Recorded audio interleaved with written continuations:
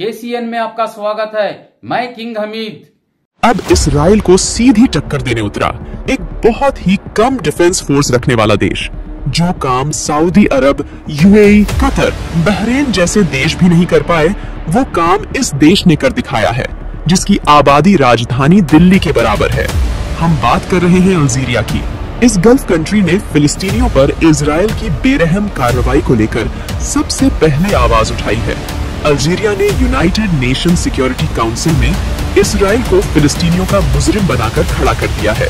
इस बात से इजराइल पूरी तरह से आग बबूला हो चुका है। इससे पहले भी साउथ अफ्रीका, ब्राजील, चिली और बोलिविया जैसे ईसाई देशों ने इजराइल के खिलाफ आवाज उठाई थी, लेकिन गल्फ कॉन्टिनेंट में अल्जीरिया वो पहला देश बना जिसमें इजराइल से सीधी टक्कर ली है। महज अल्जीरिया के पास 2 लाख डिफेंस फोर्स है, फिर भी ये देश इजराइल से नहीं डरा और उसे यूनाइटेड नेशन सिक्योरिटी काउंसिल में एक मुजरिम की तरह खींच लाया। अल्जीरिया ने जो इजराइल के खिलाफ मुकदमा चलाया है, उसमें यूएनएससी में सुनवाई हुई, जिसमें 13 देशों ने इजराइल को दोषी बताया, उसके खिलाफ अपने वोट दिए, लेकिन अमेरिका और ब्रिटेन इस वोटिंग में शामिल नहीं हुए। अमेरिका ने तीसरी बार यूएनएससी में अपनी ताकत से वीटो पावर का इस्तेमाल किया, जिससे इजराइल एक बार फिर से अमेरिका की मेहरबानी की वजह से कोर्ट में मुजरिम बनने से बच गया। कुछ ही दिन पहले अमेरिका ने इजराइल को सपोर्ट करते हुए ढेर सारे हथियार और असला बारूद बम भेजे थे, जिससे एक बात पूरी तरह से साफ हो जाती है कि अमेरिका सिर्फ ऊपर से दिखाता है कि उसे फिलिस्तीन के गाजा के लोगों की फिक्र है, लेकिन अंदर से अमेरिका बिल्कुल भी नहीं चाहता कि गाजा में युद्ध रुक जाए। एक बार फिर से अमेरिका ने अपना स्टैंड क्लियर कर दिया कि वो गाजा में जंग नहीं रोकना चाहता। और जब अमेरिका ने तीसरी बार इजराइल को उसके गुनाहों से बचाया, तो पूरी दुनिया में अमेरिका की निंदा शुरू हो गई। रसिया, चाइना, साउथ अफ्रीका, यहाँ तक कि अमेरिका का सबसे करीबी देश फ्रांस और नॉर्वे ने भी इस बार तो अमेरिका की कड़े शब्दों में निंदा करी है। अल्जीरिया ने तो ये तक कह दिया है कि आज इजराइल के लिए हमारा संदेश ये है कि फिलिस्तीन के लोगों को जो उसने मारा है, उसका जवाब देना चाहिए। जो इजराइल को बचा रहे हैं, उन्हें अपनी पॉलिसीज पर गौर करना चाहिए, क्योंकि आज के गलत फैसले आज की हमारी जगह और आने वाले समय में हमें इसका भारी नुकसान चुकाना पड़ेगा। अमेरिका जिस समय इजराइल को यूएनएससी में बचाने के लिए अपनी वीटो पावर का इस्तेमाल कर रहा था, उसी वक्त दूसरी तरफ इजराइल के पीएम नेतन्याहू पर से उनके ही देश के लोगों का भरोसा टूटता जा रहा था। इजराइल के फाइनेंस मिनिस्टर और नेतन्याहू ने एक बयान देते हुए कहा कि इजराइल अपने कैदियों को बचाने के लिए हमास को किसी तरह की कोई कीमत नहीं चुकाने वाला। इजराइल के फाइनेंस मिनिस्टर बेजालेल स्मोट्रिच ने तो ये तक कह डाला है कि इजराइल के बंधकों की वापसी होना इस वक्त कोई अहम मुद्दा नहीं है। इजराइल का सबसे बड़ा मकसद अभी हमास को बर्बाद करना है।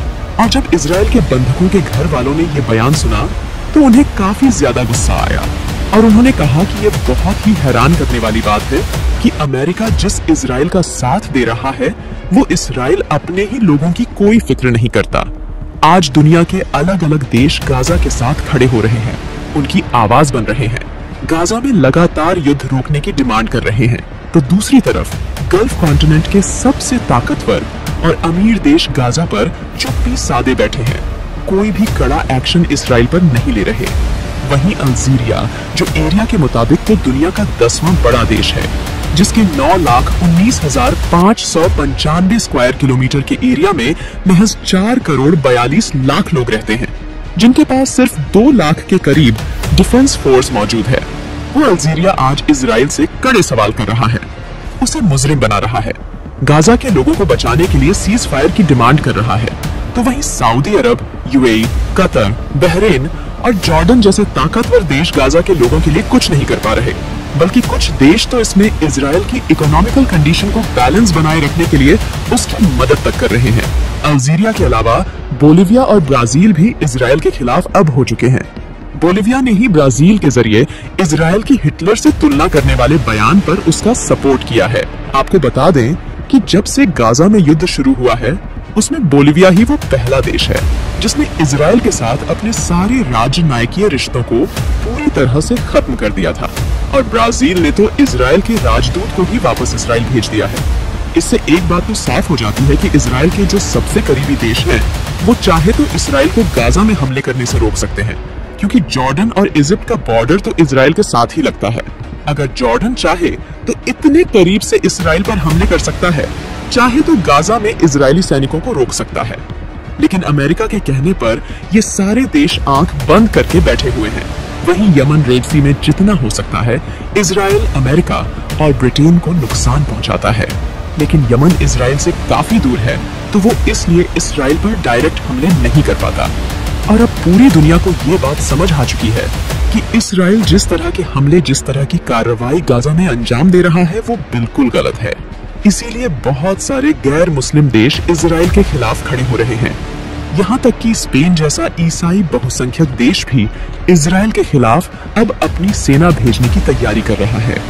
स्पेन के फॉरेन मिनिस्टर ने एक बहुत ही बड़ी बात कही है कि अगर वेस्ट बैंक में फिलिस्तीनियों पर हमला करने वाले शेल्टर पर यूरोपीय यूनियन ने बैन नहीं लगाया, तो हम यूरोपीय यूनियन से अलग होकर एक तरफा कार्रवाई शुरू कर देंगे। जो सैल्टलर फिलिस्तीन के वेस्ट बैंक में हमला कर रहे हैं, उन पर एक तरफा रोक लगाने वाला है। और अगर स्पेन जैसा एक बड़ा यूरोपीय देश ऐसा करता है, तो ये इजराइल के लिए बहुत बड़ी परेशानी बनने वाला है, क्योंकि स्पेन हर तरह से कैपेबल है कि वो गाजा में जाकर वेस्ट बैंक में घुसकर इजरायली सैल्टलर को खत्म कर दे। एक तरफ हमास और दूसरी तरफ स्पेन की स्पेशल फोर्स अगर एक साथ इजरायली सैल्टलर पर हमला करती है, तो बहुत ही जल्द इजराइल को अपने सारे ऑपरेशन गाजा में बंद करने पड़ जाएंगे।